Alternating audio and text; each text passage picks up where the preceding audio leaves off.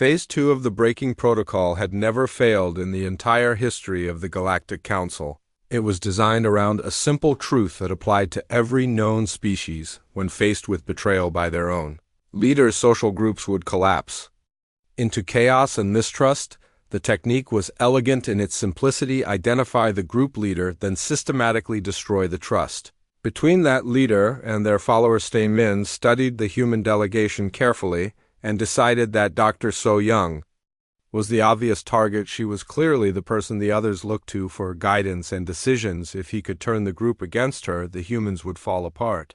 Just like every other species before them, the fabricated evidence was carefully constructed to look authentic. Dr. So Young was recorded apparently meeting with council officials and agreeing to cooperate with them in exchange for personal safety and privileges. The recordings showed her discussing which members of her delegation were expendable and how she could help the council break the others more efficiently. The evidence was presented to the other 11 humans while Dr. So Young was separated from the group for what the guards called routine medical examination. The standard procedure was to let the group see the proof of their leader's betrayal, then watch as they turned against each other in anger and despair. Engineer Beoram was the first to examine the recordings. She spent several hours studying them carefully, while the others waited anxiously for her assessment. When she finally spoke, her words were not what Tae-min expected. "This is fake," she said simply. "The technical markers are wrong, and the voice patterns do not match Dr. So Young's speech patterns." Linguist Woo Jin supported Beoram's analysis by pointing out inconsistencies in the language Dr. So Young supposedly used. She would never use those phrases, Woo Jin explained, and her body language in the recordings is completely different from her normal behavior. Instead of dismissing these technical objections and focusing on their emotional impact, the humans began a systematic investigation of the evidence. Scientist Dayan analyzed the lighting and shadows in the recordings. Mechanic Dong Hyan examined the background sounds and identified equipment that did not exist in the areas where the meetings supposedly took place. The humans were not responding with emotion, they were responding with intelligence. They treated the supposed betrayal as a puzzle to be solved rather than a personal attack to be avenged within hours. They had not only determined that the evidence was false, but had also figured out how it was created and why. When Dr. So Young was returned to the group, the others immediately showed her the fabricated recordings and explained their analysis. Instead of being devastated by the attempt to frame her, she seemed proud of her companions for seeing through the deception. "This is exactly what I hoped would happen," she told them. "You worked together and used your skills to find the truth." Colonel Han Wu made the observation that would change everything about how the humans viewed their situation. "Our captors are not just testing us," he said. "They are trying to break us using specific techniques. This means they have done this before to other species. We are not the first, and we will not be the last unless we do something about it." The humans had not only resisted the betrayal attempt, they had learned from it. They now understood that they were being systematically tested, and they began preparing for whatever came next. Dr. So Young organized them into research teams to study their captors and develop countermeasures. The isolation chambers were deployed as the next phase of social breakdown. Each human was placed in a separate soundproof room with no windows, no entertainment, and minimal contact with guards. The chambers were designed to drive individuals insane through sensory deprivation and complete social isolation. Every species tested had broken within days when faced with complete isolation from their companions.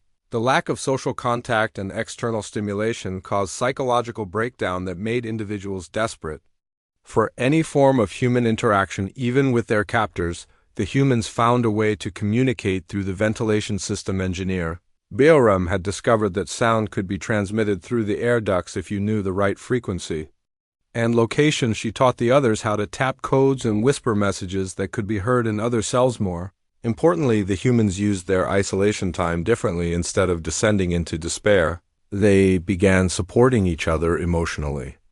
Across the barriers, when surveillance picked up scientist Dayun crying in her cell, the others immediately began telling stories through the walls, sharing memories of Earth, and even singing together despite being separated. Researcher Ji-hai turned her isolation into what she called a meditation retreat. She used the quiet time to practice mental exercises and emerged after a week more centered and focused than when she went in. Mechanic Don Hyan spent his isolation time redesigning the station systems in his mind, preparing detailed plans for possible escape attempts. Human approached their solitude differently, but none of them broke down. Linguist Wu Jin used the time to create new communication methods. Scientist Dai Yun worked on memorizing everything they had learned about. Council psychology Colonel Hyan Wu developed contingency plans for various scenarios they might face. Dr. So Young spent her isolation time writing. She used a small piece of metal to scratch words into the walls of her cell, creating what she called a message for future species who might face the same tests. Her message was simple: you are not alone. Others have been here before you, and others will come after. Find each other, support each other, and never give up hope. When the humans were reunited after 2 weeks of isolation, they were not broken or desperate for their captors' approval. Instead, they had used the time to prepare for the next phase of testing. They compared notes, shared observations, and refined their understanding of the breaking protocol. The humans had done something unprecedented in Council history. They had not only survived complete social isolation, they had found ways to maintain their bonds even when physically separated. The isolation chambers had failed to break their social structure and had instead made it stronger. Taemin watched the surveillance recordings with growing unease. The humans were not responding like any species in the Council's databases. They seemed to view each challenge as an opportunity to learn and grow stronger rather than as an attack to be endured. The final test of Phase 2 was the introduction of a voluntary betrayer. The Council would secretly offer one member of the delegation freedom and safety in exchange for betraying the others. This technique had never failed because every species had individuals who would choose personal survival over group loyalty. The offer was made to researcher Minho, who had joined the delegation late and seemed less integrated with the group than the others. He was approached privately by guards who offered him immediate release and safe passage to any world he chose in exchange for providing information about the others' weaknesses and plans. Minho listened carefully to the offer, then asked for time to consider it. The guards agreed, expecting him to struggle with the decision overnight and ultimately choose personal safety over group loyalty. They had seen the same internal conflict in thousands of individuals from hundreds of species. Instead, Minho immediately went to the group and shared the entire offer with everyone. His words were simple: they want me to betray you in exchange for my freedom. What should we do? The humans' response was immediate and unanimous. They began planning how to use the attempted bribery against their captors. Dare So Young smiled as she listened to Minho's report. This is perfect, she said. Now we know they are getting desperate. They have tried environmental pressure, social manipulation, and isolation. None of it worked, so now they are trying direct bribery.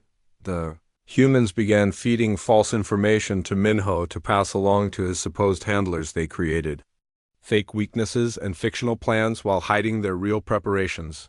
Engineer Bioram developed technical misinformation about human psychology, while linguist Wu Jin created false cultural information that would mislead their captors. The humans had not only resisted the temptation of betrayal, they had weaponized it.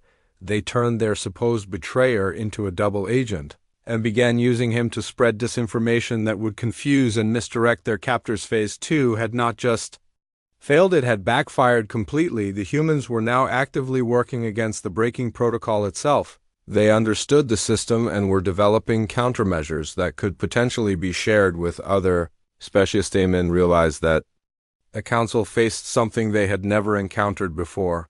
The humans were not just unbreakable, they were learning how to help others resist breaking. They had turned the breaking protocol into a teaching tool that could be used to strengthen species rather than weaken them. For the first time in his career, Taemin began to question whether the breaking protocol was actually necessary. The humans had shown that species could cooperate and remain strong without being broken. First, they had proven that trust and mutual support could survive even the most extreme pressures. The decision was made to move immediately to Phase 3. Even though no species had ever required such extreme measures, the humans had survived environmental Pressure, social manipulation, isolation, and betrayal attempts. Now they would face direct resource competition and scarcity warfare as the preparations for Phase 3 began. TM. The human delegation had been on Kepler Station for 3 days when Taman began Phase 1 of the breaking protocol. The 12 humans seemed comfortable in their quarters, talking quietly among themselves and exploring their new environment. Dr.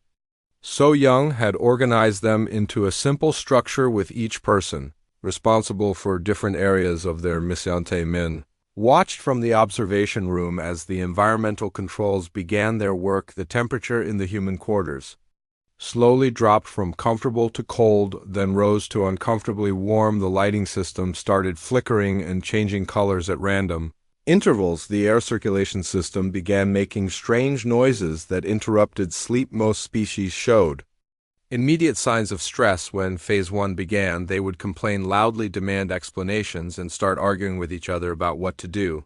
The psychological pressure was designed to find cracks in their social structure and exploit them.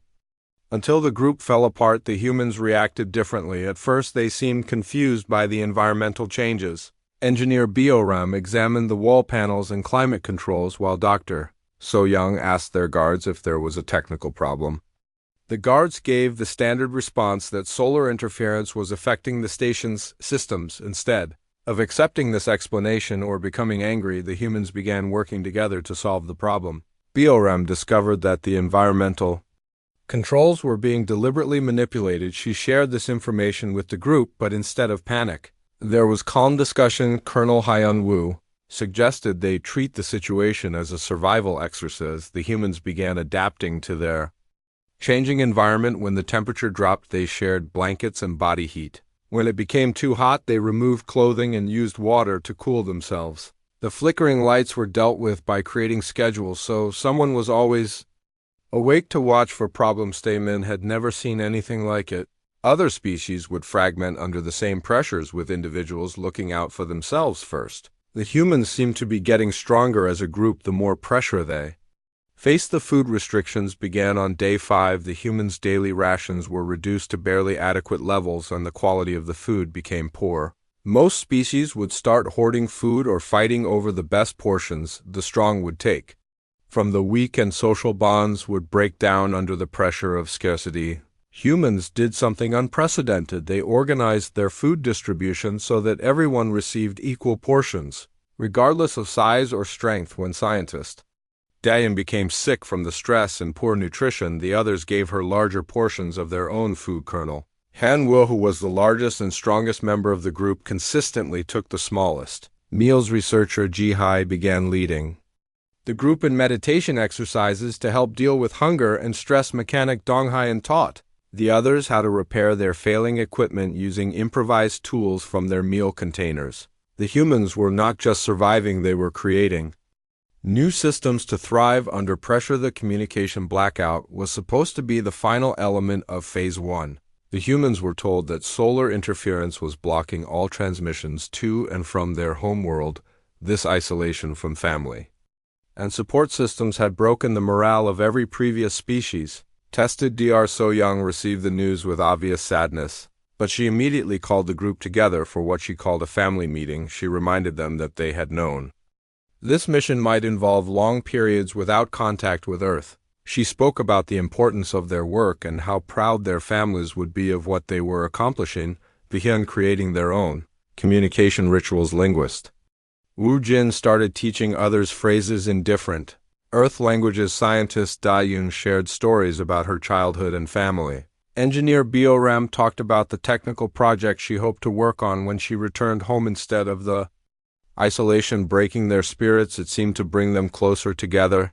They were treating each other like family members rather than just colleagues. The bonds between them were growing stronger rather than weaker under pressure. Taemin watched in growing amazement as day 15 approached. Most species showed complete psychological breakdown by this point, with individuals either fighting each other or sinking into despair. The humans were functioning better than when they had arrived. They had adapted to every challenge and created solutions that strengthened their group. The surveillance recordings showed behaviors that defied every model of species.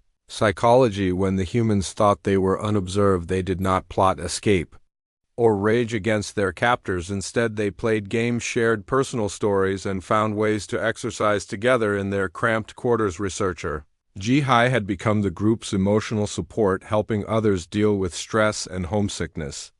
Mechanic Dong-Hyeon kept their equipment working and taught others basic repair skills. Linguist Woo-Jin served as their translator and cultural advisor, helping them understand the alien environment. Dr. So-young remained their acknowledged leader, but her authority came from the respect of the group rather than from fear or formal hierarchy. She made decisions through discussion and consensus rather than by giving orders. Colonel Hyun-woo handled security matters, but he also served as the group's physical trainer and morale officer. The humans had created something that Taemin had never seen in 10,000 years of breaking protocol testing. They had turned their delegation into a family unit, with each member contributing their unique skills for the benefit of the whole. They supported each other emotionally, physically, and intellectually. Most disturbing to Taemin was how the humans were studying their situation.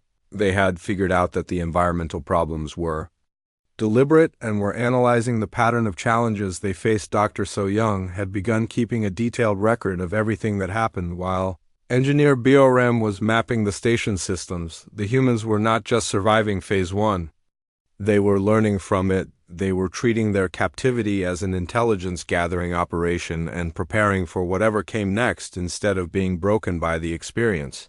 They were using it to understand their captors better. Colonel Hyun-woo had organized the group like a military unit, but not in the traditional hierarchical way.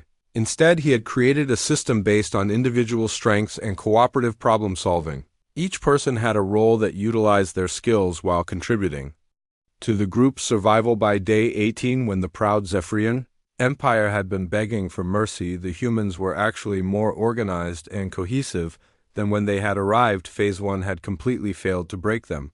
Instead, it had revealed something unprecedented about human psychology. Taemin realized that the humans were not just different. They were potentially dangerous to the entire council system. The breaking protocol was based on the assumption that every species would eventually prioritize individual survival over group loyalty. The humans seemed to have the opposite response, where group survival made individuals stronger. The decision was made to move immediately to Phase 2, even though no species had ever required such drastic measures so early in the process. The humans had proven that they could not be broken by environmental pressure and resource scarcity. Now it was time to test whether they could survive social manipulation and betrayal. As Taemin prepared the next phase of testing, he felt something he had never experienced before in his long career. He was beginning to doubt whether the humans could be broken at all, and if they could not be broken, what did that mean for the galaxy that had been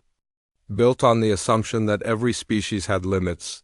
The humans continued their daily routines, unaware that they had already achieved something impossible. They had survived Phase 1 intact and were preparing for whatever challenge came next, with the same cooperative spirit that had carried them through the first test. Taemin watched them and wondered if the council was about to learn that there were some species that could not be broken, no matter how much pressure was applied. The humans were about to face the ultimate test of their social bonds, and their response would determine the future of galactic civilization.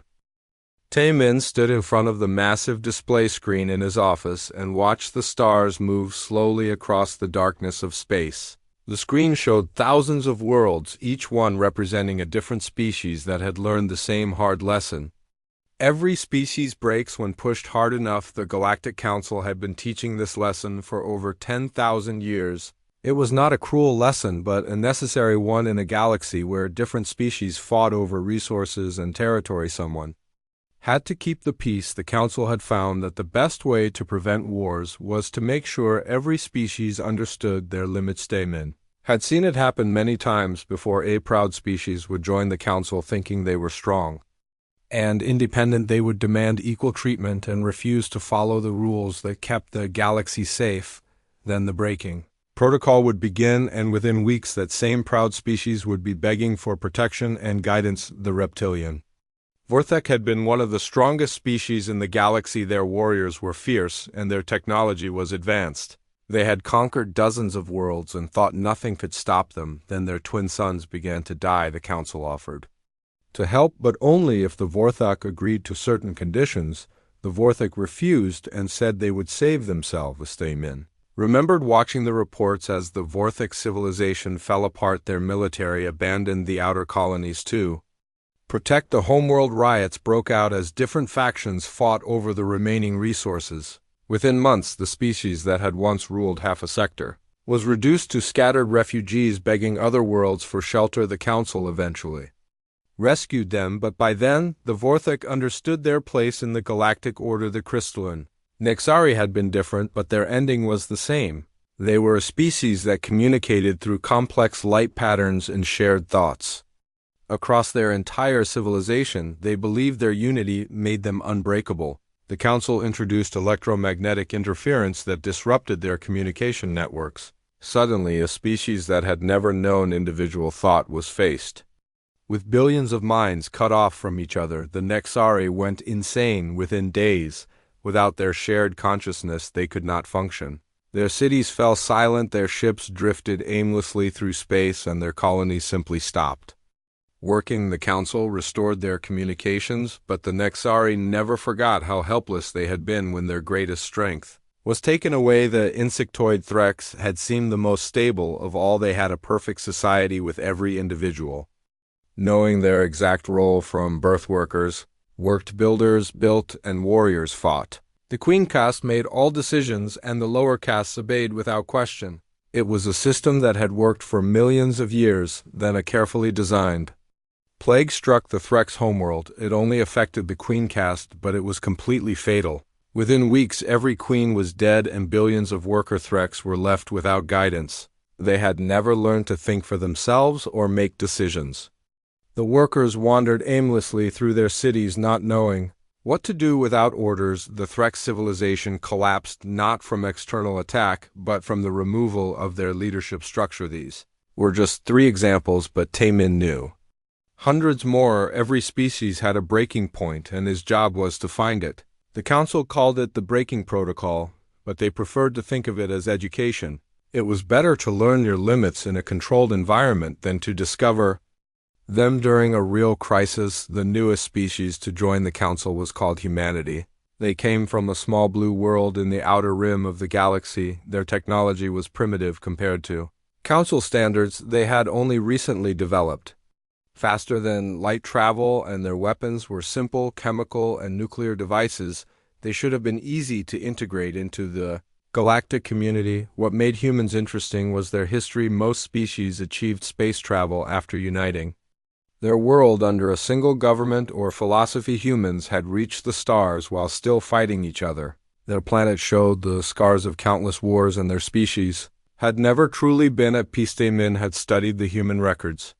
With growing fascination, they had fought wars over resources, territory, religion, and ideas that other species found meaningless. They had built weapons capable of destroying their entire world and had come close to using them several times, yet somehow they had survived and even thrived. The human representative was a woman named Dr. So Young. She was a scientist and diplomat who spoke of peace and cooperation with the kind of optimism that Taimin had seen in many species before they learned how the galaxy really worked. She seemed to genuinely believe that humans could work together with other species without conflict. During the initial meetings, Dr. So Young had impressed the council with her intelligence and sincerity. She answered their questions honestly and showed real interest in learning about galactic civilization. She brought gifts from Earth, including music, art, and literature that showed the creative side of human nature. But Taimin was not fooled by the pleasant first impressions. Every species seemed reasonable during the early contact phase.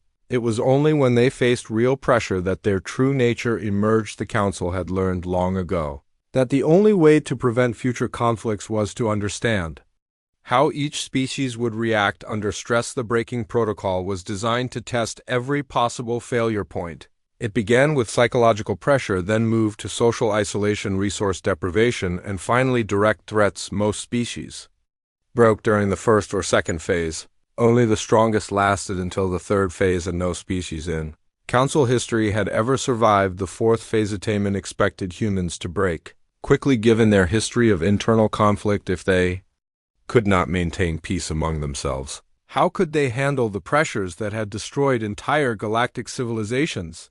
The fact that they had never unified their world suggested that their social bonds were weak and easily broken. The human delegation was small, only 12 individuals led by Dr. So Young and a military advisor named Colonel Hyan Wu. They would be housed in the Council's testing facility on Kepler Station, where they would undergo the same process that had broken every other species. Kepler Station was a marvel of engineering designed specifically for the breaking protocol. It could simulate any environment, create any stress condition, and monitor every aspect of a species' psychological and physical response. The facility had never failed to break a species within 30 standard days.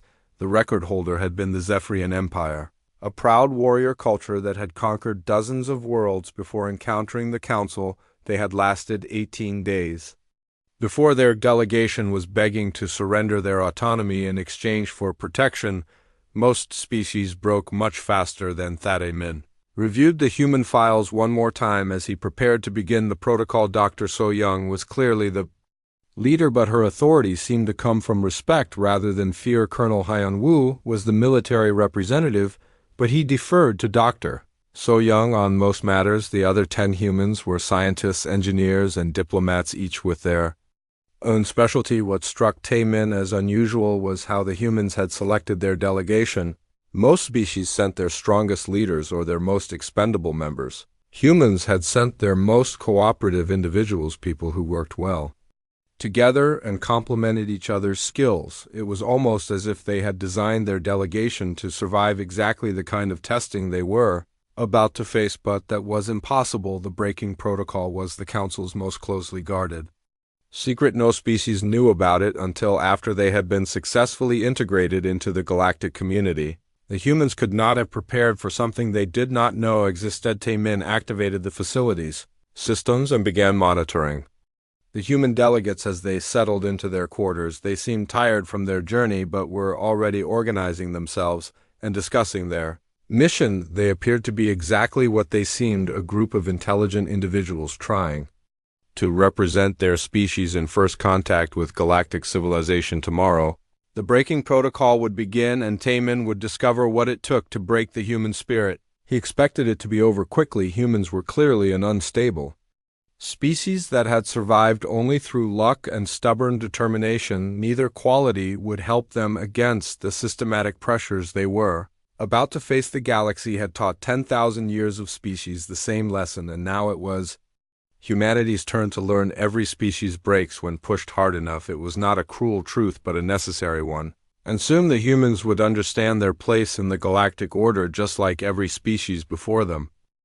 Phase 3 of the breaking protocol was designed to trigger the most primitive survival instincts in any species. When faced with true scarcity of food, water, and living space, even the most civilized beings would revert to basic competition for survival. The strong would dominate the weak. Resources would be hoarded by those with power, and social bonds would dissolve under the pressure of life or death choice. Taemin had personally observed this transformation in dozens of species. Civilized diplomats became savage competitors within days when their survival was threatened.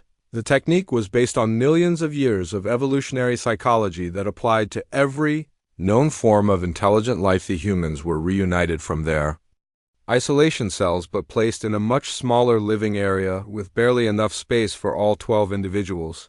Their food rations were cut to starvation levels, and their water supply was reduced to the absolute minimum needed to prevent death. The living conditions were designed to force direct competition between individuals for survival resources. Every previous species had responded predictably. The physically strong would claim the best sleeping areas and largest food portions. Leaders would either become tyrants who controlled distribution or would be overthrown by stronger individuals. Social cooperation would break down as each individual focused on personal survival above all else. The humans' response defied every prediction in the Council's psychological models. Instead of competing for the limited resources, they immediately began working together to maximize what they had. Engineer Bioram designed a water reclamation system using parts from their damaged equipment. that doubled their effective water supply. Scientist Dayun discovered how to extract additional nutrients from the station's waste processing system. Turning garbage into supplemental food, the humans were not fighting over scraps, they were creating abundance from nothing through cooperation and innovation. More remarkably, their social structure became stronger under extreme pressure rather than weaker. Dr. So-young established a council system where every decision was made through group discussion. But Colonel Hyun-woo retained authority for security and resource management decisions that needed to be made quickly. Linguist Woo-jin became their negotiator, working with the guards to obtain small concessions that benefited the entire group. Researcher Ji-hae organized their daily activities to maintain morale and mental health, while mechanic Dong-hyun constantly worked to improve their living conditions using improvised tools and materials. When young researcher Min-ho became seriously ill from malnutrition, the humans' response contradicted every principle of evolutionary psychology. Instead of abandoning the weak member who was consuming resources without contributing, they increased their care for him. The others began giving Min-ho portions of their already inadequate food rations. Dr. So-young spent hours each day monitoring his condition, while researcher Ji-hae provided constant emotional support. Mechanic Dong-hyun modified their sleeping area to make Min-ho more comfortable, even though it made conditions worse for everyone else. The sick group member became a source of unity rather than division. The humans seemed to believe that taking care of their weakest member was more important than individual survival. This behavior had never been observed in any species under extreme survival pressure. Taemin watched the surveillance feeds with growing amazement.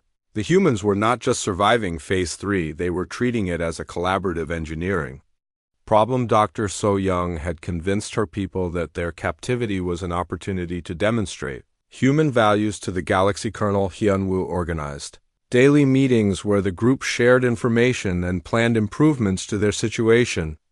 Engineer Bo-ram taught others basic technical skills so that everyone could contribute to their survival systems. Scientist Yoon led discussions about human history and how their ancestors had survived similar challenges. The humans began referring to themselves as a family rather than a delegation. They had created emotional bonds that were stronger than the blood relationships in many species. Researcher Min-ho's recovery became a group celebration, with everyone contributing to his care and rehabilitation. The final test of Phase 3 was the introduction of a traitor scenario. One member of the group would be secretly offered freedom and resources in exchange for sabotaging the others' survival efforts. This had never failed because individual survival instinct always overcame group loyalty. When life was directly threatened, the offer was made to Mechanic Dong-hyun, who had access to their water and food systems.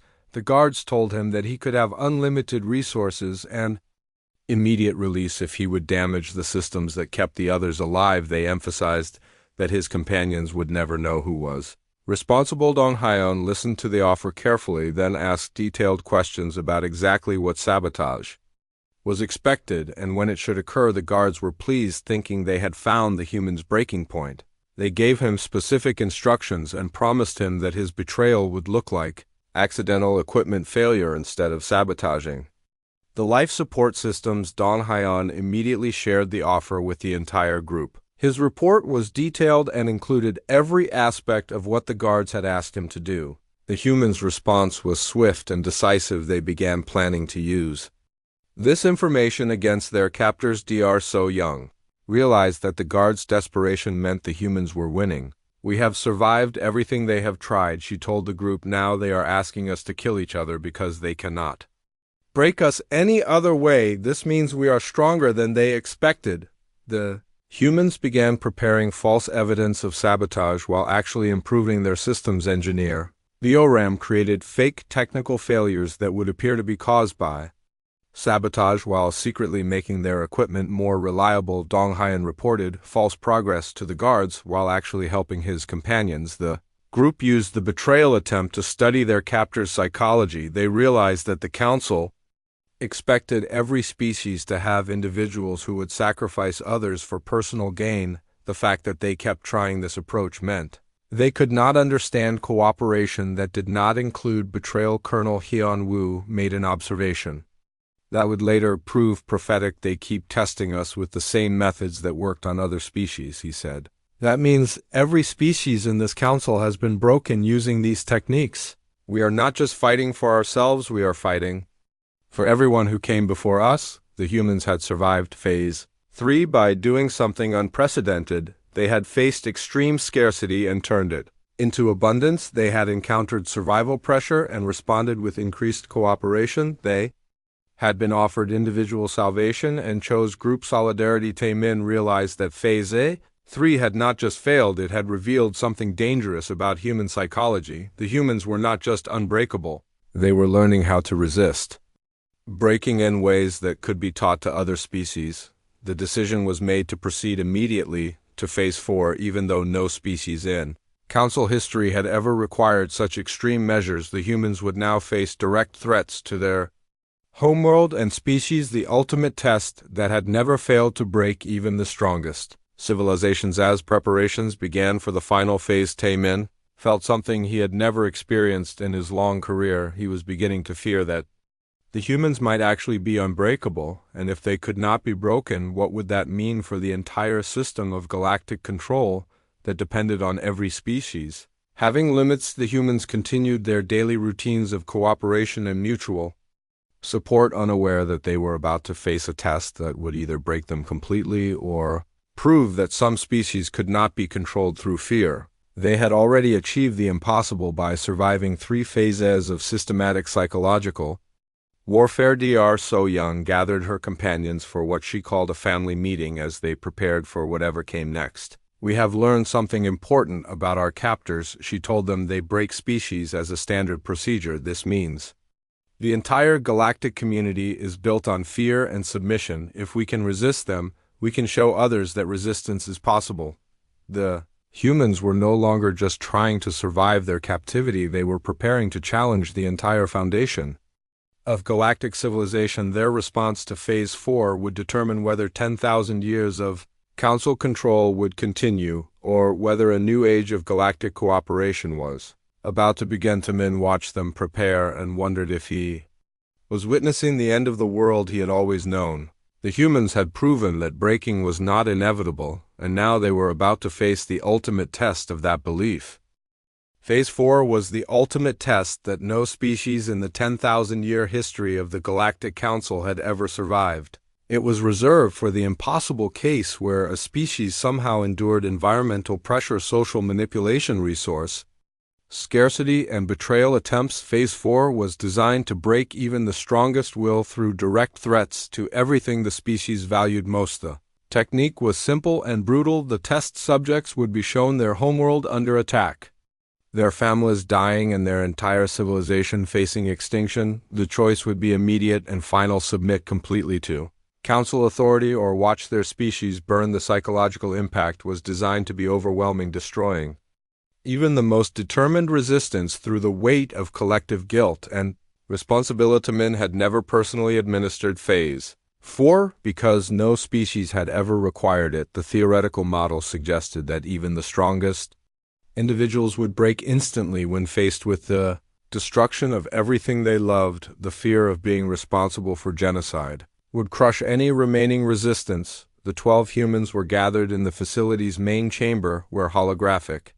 displays showed fabricated images of Earth under massive attack. Alien fleets filled the skies above human cities, while weapons of unimaginable power reduced entire continents to burning wastelands. The images were masterfully created, showing the complete destruction of human civilization in horrifying detail. Dr. So Young watched the displays with tears streaming down her face, but she did not collapse or beg for mercy. Instead, she stood up slowly and began speaking to her companions in their native language. The translation systems picked up her words and broadcast them throughout the facility. If this is real, she said, then our people are fighting right now with the same courage we have tried to show here. If this is false, then our captors have made a terrible mistake. They have shown us that they believe fear of loss is our greatest weakness. They do not understand that for humans the threat to our home is not where we break, but where we become most dangerous. Colonel Hyunwoo rose to stand beside her, and his words sent chills through every observer. We have learned something important during our time here.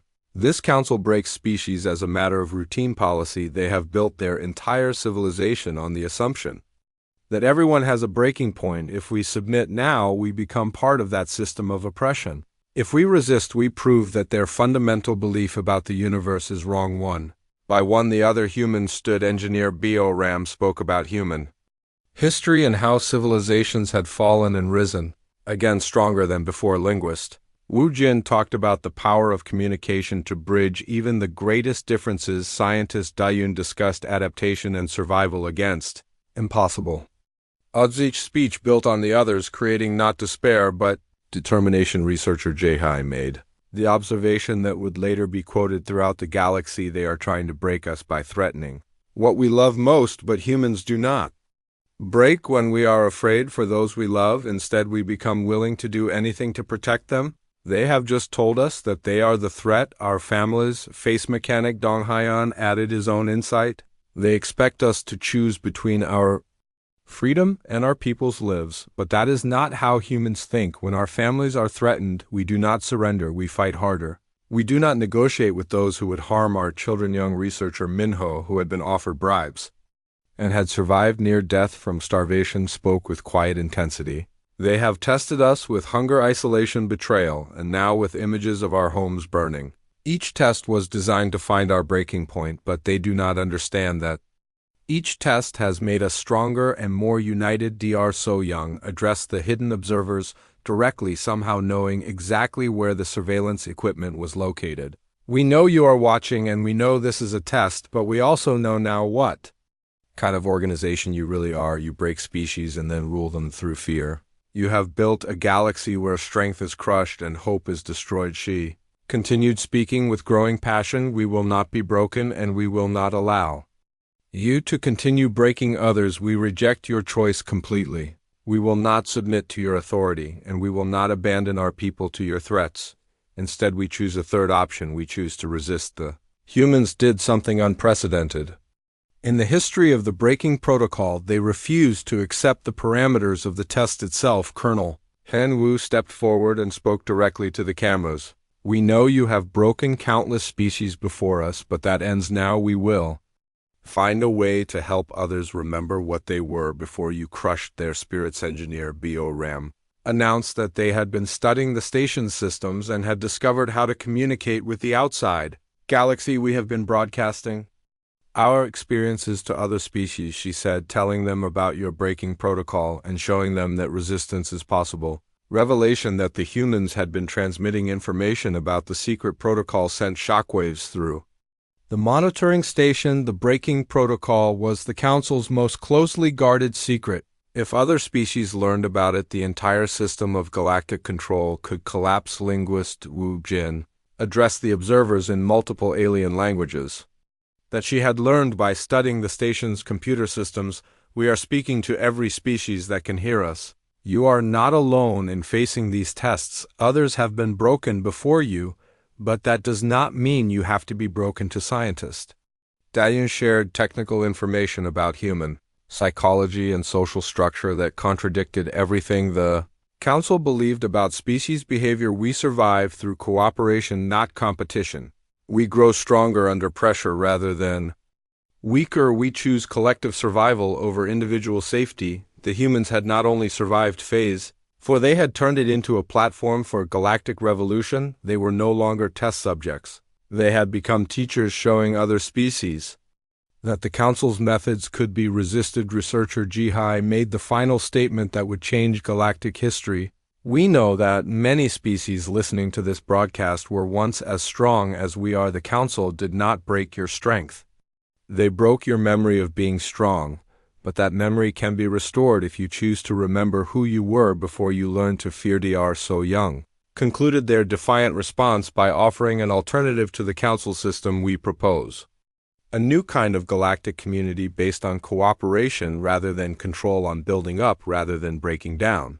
We invite every species to join us in creating a galaxy where strength is celebrated rather than crushed. The humans had achieved something impossible. They had not only refused to be broken by the ultimate test, they had used it as an opportunity to challenge the entire foundation of galactic civilization. They had turned their captivity into a broadcast platform for Revolution Phase 4 had failed completely, but worse than failure, it had created exactly what the Council feared most. The humans were now actively working to undermine the breaking protocol and offering other species an alternative to submission. Amin realized that the Council faced an impossible choice. They could not release the humans because they knew too much about secret methods and had explicitly declared their intention to oppose Council authority. They could not continue testing them because the humans had proven unbreakable and were using each test to spread their message of resistance. The emergency meeting of the Galactic Council was called immediately as reports came in of species throughout the galaxy beginning to question the system that had controlled them for thousands of years. The humans had done something unprecedented. They had broken the breakers. For the first time in his long career, Taemin began to wonder if the Council had been wrong about the fundamental nature of intelligent life. Perhaps not every species could be broken. Perhaps some were meant to inspire others to remember their own strength. The humans remained in their chamber, continuing to broadcast their message of hope and resistance to any species that would listen. They had survived every test and proven that breaking was not inevitable. They had shown the galaxy that there was an alternative to fear and submission. The revolution had begun, and it started with 12 humans who simply refused to accept that anyone had the right to break their spirit. The galaxy would never be the same. The emergency session of the Galactic Council was unlike anything in their 10,000-year history. The great chamber that had witnessed the submission of countless species now filled with unprecedented chaos and confusion. The fundamental principle that had governed galactic civilization for millennia had been shattered by 12 humans who simply refused to be broken. Representatives from hundreds of species filled the massive amphitheater, each showing signs of distress in their own unique ways. The reptilian Vorthak delegates shifted nervously on their platforms, remembering their own breaking thousands of years ago. The crystalline Nexari flickered with anxious light patterns while the insectoid Threx remained unnaturally still, which for their species indicated deep psychological disturbance. Taemin stood before the assembled council to present his report on the human testing. His hands shook slightly as he activated the holographic displays showing surveillance footage of the human systematic resistance to every phase of the breaking protocol. The silence in the chamber was deafening as delegates watched 12 humans do what no species had ever done before. The humans cannot be broken by any known method, Taemin announced, his voice carrying clearly through the vast space.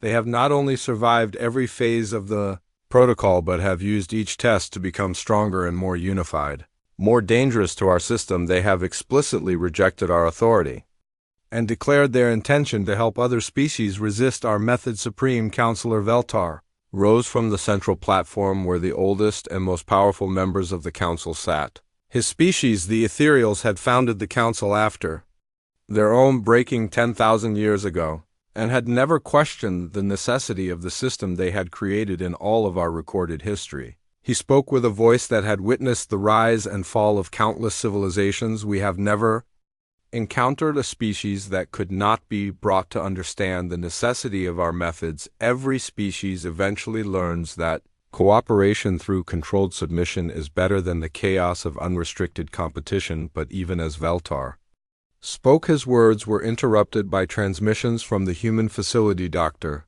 So Young's voice filled the council chamber as their improvised communications system broadcast directly into the council's own networks. Honored counselors, we can hear you debating our fate before you decide. We want you to understand something important. The revelation that the humans had penetrated the council's secure communications sent waves of shock through the assembly. Engineer Bioram had somehow managed to hack into systems that were supposedly impenetrable. Her technical skills, combined with the humans' cooperative approach, had achieved what no single species had ever accomplished. We have been studying your histories during our captivity, Dr. So Young continued, and we know that many of your species were once as strong as we are. The council did not break your strength, it broke your hope. You submitted not because you were weak, but because you forgot what you were capable of achieving. Species after species began responding to the human broadcast, not with the submission The council expected, but with questions about the alternative the humans were proposing, the Vorthak, who had been broken by the loss of their homeworld, suddenly began asking about human disaster response and mutual aid systems. The Nexari, whose communication networks had been shattered, wanted to know how humans maintained unity despite their differences. The Threks, whose queen caste had been eliminated, began questioning whether their rigid hierarchy was actually necessary for a survival kernel. Haienwu's voice joined the transmission. "We are not asking anyone to fight the council through violence. We are asking you to fight by remembering what you were before you. Learn to be afraid. Every species here achieved space. Travel built great civilizations, created art and science and philosophy. That strength did not disappear when you submitted. It was just buried under layers of induced helplessness. The humans had done something unprecedented. They were not just resisting the